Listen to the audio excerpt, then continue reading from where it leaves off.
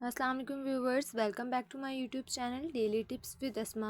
आज की इस वीडियो में हम आपको बताएंगे नसीर नाम का मतलब क्या है। नसीर नाम का शुमार लड़कों के नामों में होता है। नसीर एक इस्लामी नाम है। नसीर नाम की इब्तदाई तारीख़ अरबी ज़बान से निकलती है। नसीर नाम के अफराद के लिए खुशकिस्मत नंबर 8 माना जाता है।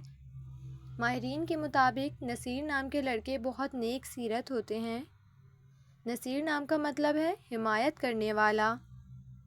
नसीर नाम के लड़कों के लिए खुशकिस्मत दिनों में इतवार और मंगल का दिन शामिल है। नसीर नाम के अफराद के लिए मुआफिक रंगों में सुर्ख, हल्का सब्ज़ और जंग नुमा रंग शामिल हैं। नसीर नाम के अफराद के लिए मुआफिक पत्थरों में पुखराज पत्थर शामिल है। खुशकिस्मती वाली धातों में हिंसों के हिसाब से तांबा शामिल है। सो फ्रेंड्स, अगर आप अपने नाम का मतलब जानना चाहते हैं तो कमेंट बॉक्स में अपना नाम लिखें। इंशाअल्लाह हम आपके नाम की वीडियो ज़रूर बनाएंगे। Thanks for watching. अल्लाह हाफिज़।